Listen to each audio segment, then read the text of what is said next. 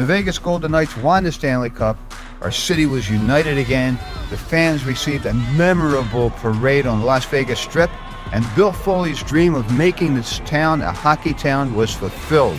I had the pleasure of interviewing owner Bill Foley and general manager George McPhee just before the start of their inaugural year in 2017. They predicted a Stanley Cup win, and here we are, Stanley Cup victors. Okay, so with me is Bill Foley, one of the majority owner of the Las Vegas Golden Knights. And this has got to be the most exciting week of your life, I would think. This has been unbelievable. I got in on Saturday before we got the expansion protected list. And we've been working Saturday night, all day Sunday once we got the protected list.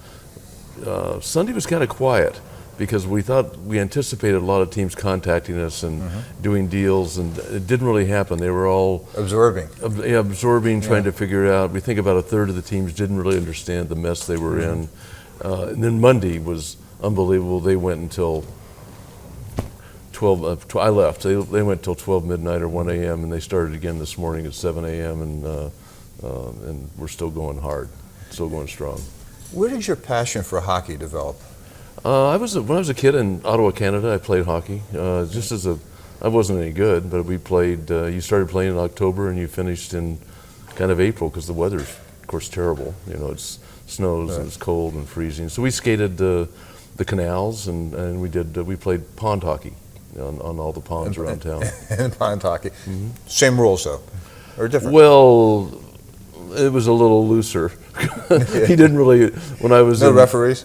Well, not really, and it was sort of like pickup games, and it was 3-on-3s and 4-on-4s, and the goalie usually got hammered, but we were kids. I was 8, 9, and 10. So. But you were born in Texas, but you really grew up in Ottawa? For 3 years. My dad was in the service, so we lived up there for 3 years, and it was a great experience. It was fun. And then you went to West Point, right? Joined the military, became an attorney. Went to law school. So tell me how you go from being a lawyer to owning a professional sports team. I want that lesson. Well, I was never a very successful lawyer like you, so I was always on the catch-up curve. I really wanted to get in business after law school, so I practiced law for about 8 or 9 years, and then I converted and transitioned to business and bought a company and kind of built the company, and that company today is Fidelity National Financial, which is title company. A title company. Yeah, we have about 42% national market share. We started with 0.2%, so we built it from nothing into something. It's that company and the companies that spawned and spun off are about $52 billion in market cap today. Well, how long has that company been in Las Vegas, been doing business in Nevada? Well, I mean, we've been in Nevada for a long time. The headquarters of the company is still in Jacksonville, Florida, but out here we have kind of a major regional office for Fidelity National Title Group. We also have our corporate headquarters for Fidelity National Financial Ventures, which is our kind of our deal shop. That's where we do our transactions, so separate public company. And that's actually here in this building in Las Vegas. Wow.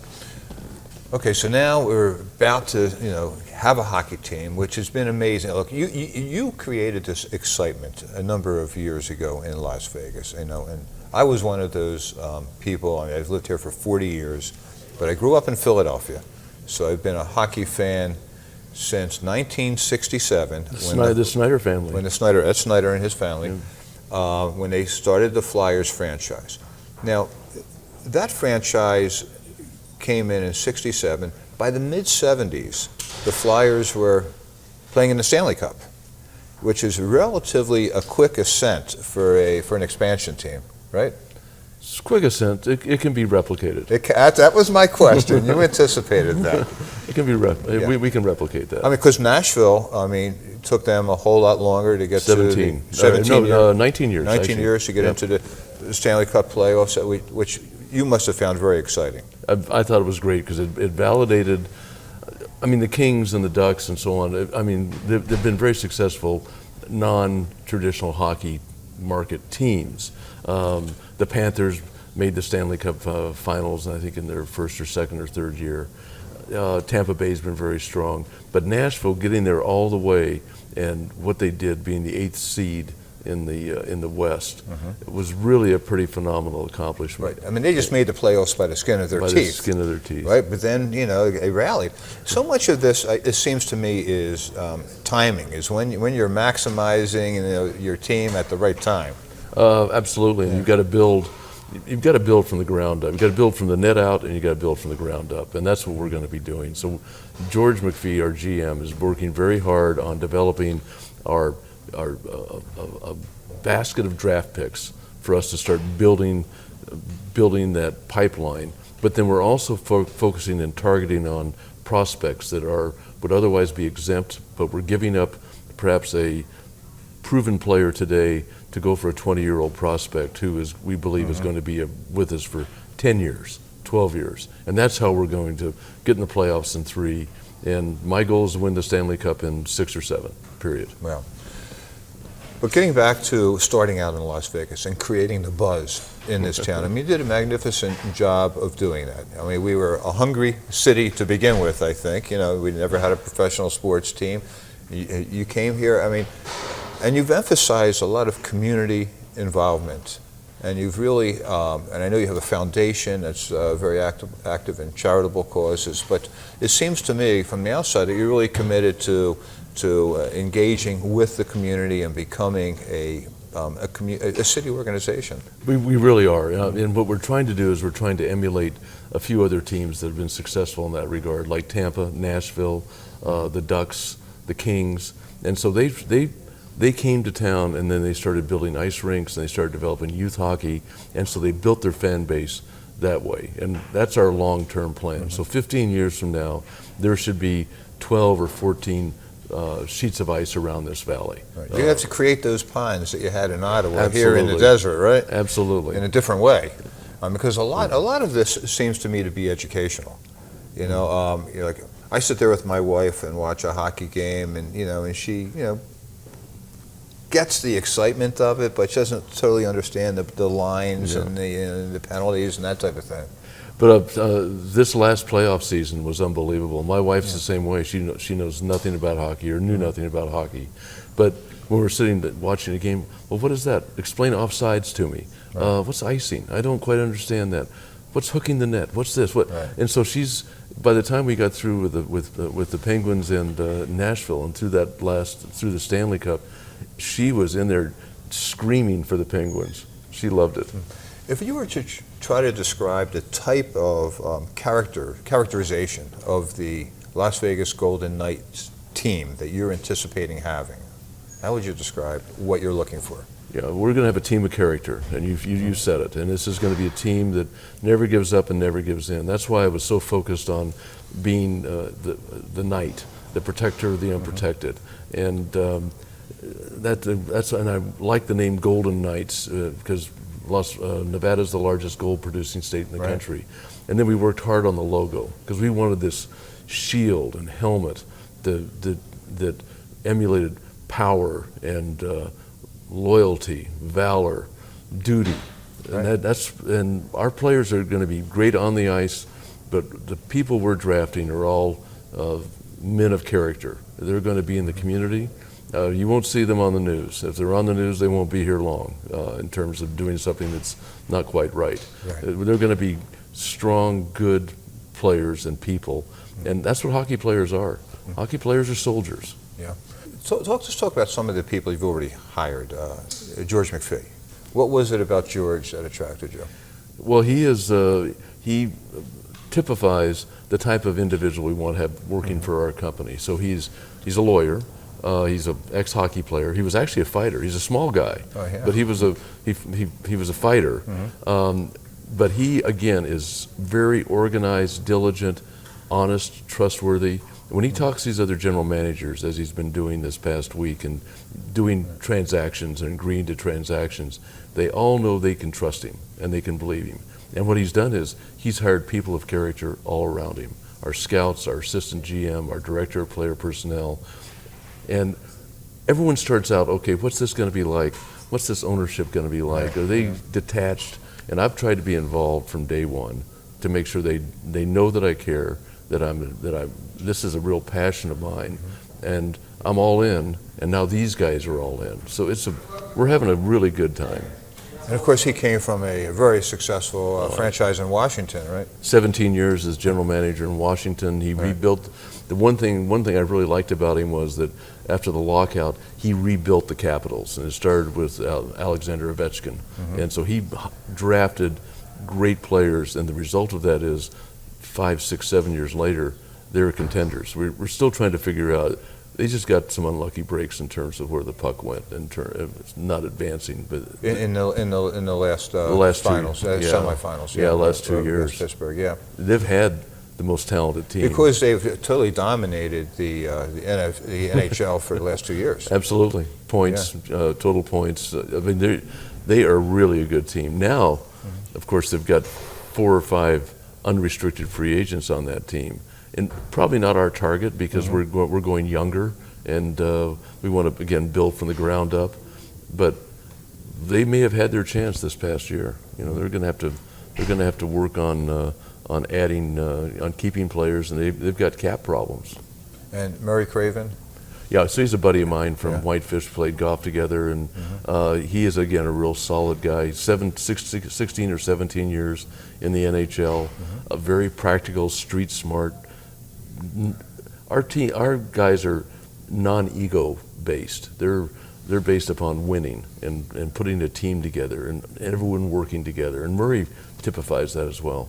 And how are we set, by the way, with our TV deal? I heard, I know we have a TV deal with a company that's really not a Las Vegas company, but they're more of a regional TV provider. Yeah, we're going to be on cable, or do we have that all situated? They're working on it. That's really kind of in their area of expertise and so on. The one thing they do bring to us is that our market area is Nevada, Utah, Idaho, Montana, Wyoming, eastern part of California, northwestern Arizona, and they're going to put us on. We'll be on DirecTV in all of those markets. So in some of these more rural areas where it's satellite, we'll be the team of the Rockies, and that's my goal. And I know they're going to work very hard on making sure that Cox is involved and Dish is involved. I have a lot of confidence in Root Sports. They're competent. They're very good guys. And how important is radio for listening to hockey? It's important. It's secondary in terms of an income stream for us, because TV is one of the primary income streams, but it's exposure, and we just don't want exposure in Las Vegas. We want exposure throughout our market territory. Right. So our radio partner is really helping us with that, and they're helping us get on radio in Salt Lake and Reno, and they have their own ownership groups in some of those locations. So we expect to be on radio and TV throughout our market area. So look, a year from now, let's fast forward a year from now, you're looking back and we're sitting here. What would be a successful year for you? Competitive team on the ice, developing our youth hockey program in town. I don't want to overstate what we can be or not be in the first couple of years because we're going to be building, but we should be a 70-point team would be kind of my target area. That if we can do that the first year, I think that's pretty successful. And how about just the community exposure, attendance at the arena, that type of thing? Want to sell out every game. We might miss a Tuesday or something or a Wednesday, but we want to sell out every game. We're sold out in season tickets. We know that when the Rangers come to town or the Blackhawks come to town, we're going to be selling. Casinos love that. They love it, right? And people from New York, Chicago, coming in, catching a hockey game, going to gamble in the hotels. A lot of win-win, huh? Yeah, they'd like to have a lot of Sunday afternoon games. That way, people stay over till Monday, so it keeps their hotel rooms full. Yeah. We have some great casino partnerships. Hey, I look forward to. Hey, we're going to come out to the practice arena and do some taping out there as soon as you're open. Can't wait for that. That'd be great. Thank you so much, Bill. Yeah. Thanks a lot. Thank you. Thanks. Good luck. Thanks. Hi, welcome to our show. I am really excited today. Our general manager of our new Las Vegas Golden Knights hockey team, George McPhee, is here, and I'm so thrilled to have you on the show. Thrilled to be here. We have been waiting for a professional sports team. Well, I've lived here for 40 years. So for 40 years, I've been waiting. Wow. Where have you been, George? Training to come here. Training, yeah. Well, and you've been very successful at training to come here, having come from the Washington Capitals and did some incredible work there and made Washington one of the most powerful teams in the NHL. Proud of that. Proud of as well you should be. Yeah. When we went there, Washington had 2,900 season tickets. Not a lot of interest. Not a lot of games on television. And when we left, they had been sold out for every game for 6 straight years, and they're still selling out. It's a heck of a team, and it's a real good hockey town. So, what is the trick in? Not a trick. It's probably the wrong word. I mean, how do you get a new city like Las Vegas? That we've had some very minor hockey clubs here in the past, but how do you get them enthusiastic about NHL hockey when so many of our Las Vegans are just not familiar with hockey at all? Well, I think what's going to be important is, we already have a lot of enthusiasm, which is really neat. You know, we're close to 14,000 season tickets, which is amazing. And I think a lot of people are going to come initially because of the novelty. They're going to want to watch this sport, try to understand it, and I think a lot of them are going to really enjoy it. The in-arena experience of hockey is unlike most other sports. And so, at least for the first few years, I think we'll have a lot of people coming to understand what this is. After that, as our team improves and develops and becomes a real competitor and a contender, by that point I think people will sort of understand the game and now be following us because they like us, because they enjoy the game. I wanted to ask you about your background. Okay. I mean, you obviously grew up in the hockey world, grew up in Canada. Yeah, I was fortunate to grow up in Southern Ontario. We played a lot of hockey, and kids in the neighborhood were playing hockey, so we played hockey in the winter and baseball and soccer in the summer. And I didn't think I was ever good enough to be a pro, so I went off to college. I went to Bowling Green and played there 4 years and graduated. And when I graduated, I turned pro with the New York Rangers. And then played with them and a little bit with the Devils. Retired after 7 years due to injury.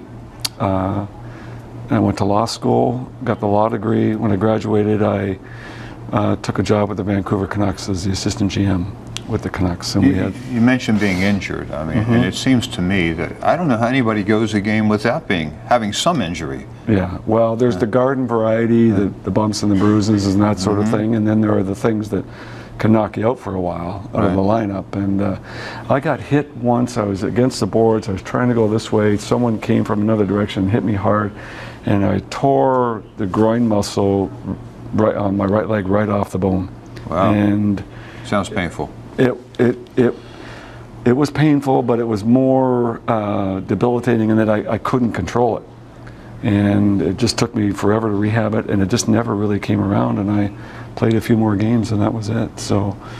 And when you were playing, did you get to the Stanley Cup at all of any of those teams? No, farthest we got was to the third round against the Montreal Canadiens one year when I was with the Rangers.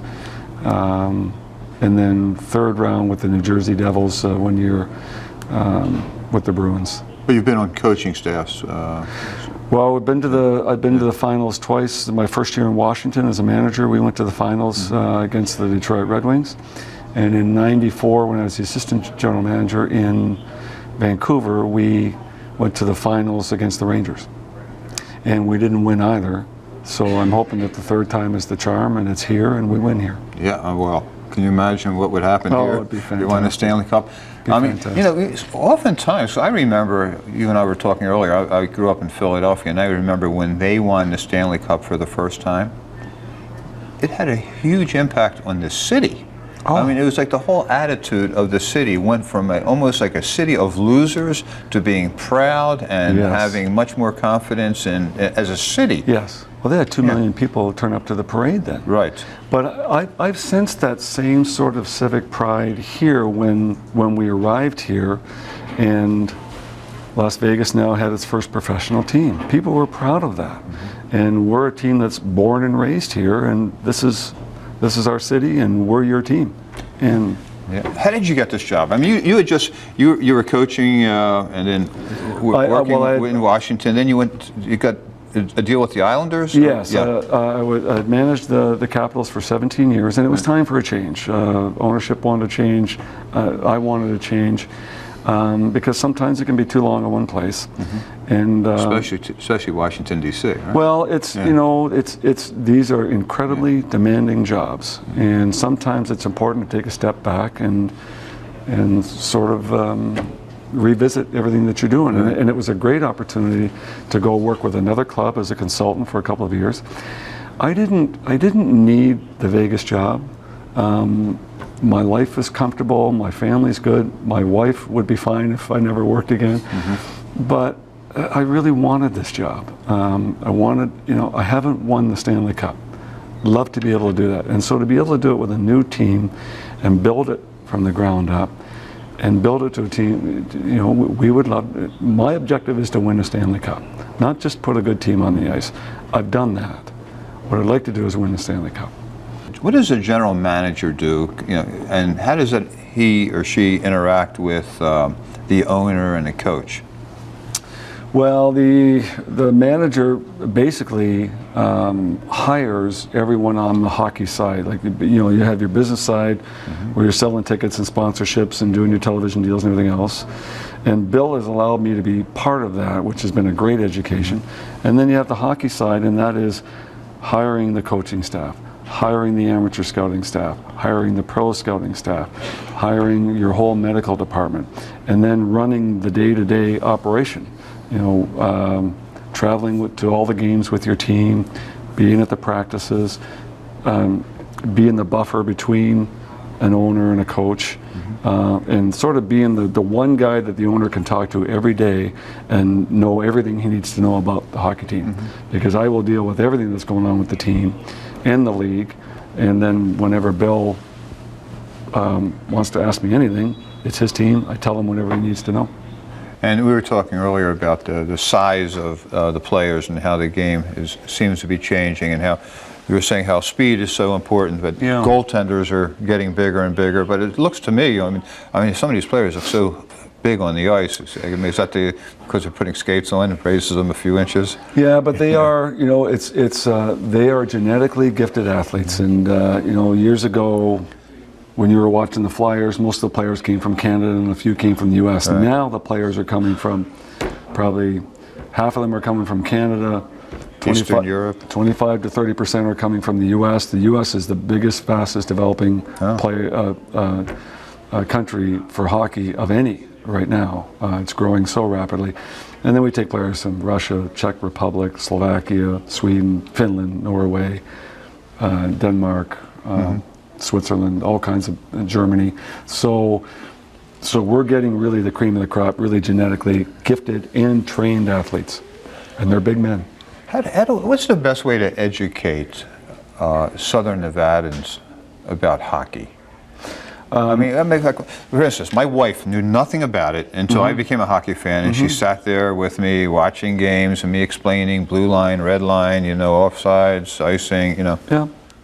Well, I think, try to become a little faster with the rules. You could probably just go online and read about the rules, but don't, there's a lot of rules, but understand the basic ones. But I think the most important thing is go to a game, go to the arena to see a game, because once you're in the arena and you understand the speed of the game, the size of the game, the intensity of the game, how hard these guys play, and the physicality, you'll really appreciate what's involved, so that when you watch it on TV, you understand it a little bit better. When you're at the game, you see the puck most of the time. When you're on TV, if you know the game, you'll know where the puck is, even if you can't see it. You'll see the way the players are reacting, and you'll know where it is. What do you think of our arena, T-Mobile? Fantastic. Probably, it's certainly among the top 3 in the league, and could be the best. But the people that built it have a lot of experience in building hockey rinks because they've been doing it around the league, and I think they get better every time. And this one, was perfectly designed for hockey. It's the right capacity at 17.5. The sight lines, the acoustics, the lighting, the way everything is laid out, and the big plaza out front for before and after games. Brilliant. Really good idea. Yeah, I mean, and the location, because Yes. oftentimes these arenas are built outside of downtown areas. Yes, those are sometimes real estate deals more than they're exactly building deals. But here we are, right in the middle of a tourist corridor. Well, as you said earlier, people think big here and make things happen, and the place for this arena was on the Strip, and they did it right. So if I'm a hockey fan from Chicago, and the Blackhawks are going to come to Vegas and play the Golden Knights, right? It's going to be an exciting adventure for me to come to Vegas for a week. I'm sure that you're going to work with the casinos and create opportunities for gamblers and tourists to come spend a weekend. Well, when we bought our house here, the broker said, make sure you get a house with some extra bedrooms, because when you live in Vegas, everybody wants to come to visit. I've had all kinds of people talking about wanting to come watch games, and I'm sure there are lots of people in Detroit and Chicago and Philly that are saying, geez, our team is playing in Vegas in the middle of January. We should go out there for the weekend. Think, huh? And you know, and at this point, you know, hopefully we'll take their money and the 2 points from the game, but I think we're going to get to a point where we're sold out, and some of those folks aren't going to be able to get in, and which means it's going to be all our fans, which is fine with me. Do you still skate? You still work out? I work out. I've always, you know, believed you've got to stay fit for the people that employ you and for your family, and so I do that. I haven't played a lot of hockey. Do you put skates on and just? No, I've gone out with my kids a little bit, but I played probably scrimmaged a couple of years ago with a bunch of our scouts. That I really enjoyed that, and hopefully that's something we can get going here in Vegas, where we all go out and scrimmage, because it's like tennis. You can play it for a lifetime. And your son is playing hockey? My son is at Boston College. He was a freshman there, and the coach that I played for at Bowling Green has been the same coach at Boston College for the last 25 years. So it's kind of neat that both of us have played for him. Right. And he happens to be the winningest coach in the history of college hockey, Jerry York. Oh, wow. He's won more games than anyone, and he's a fantastic coach, and I feel really lucky that my son is in his hands, and that my son gets to go to such a Would you want your great son school. to be in the NHL eventually? Well, that's certainly his dream. My commitment is you're going to college, you're going to play 4 years, you're going to graduate, and then whatever you want to do after that is up to you. And wear a mouth guard. Yes. Thank you so much. George McPhee, hey, you got to come back when you start picking the team. Will. This is incredible.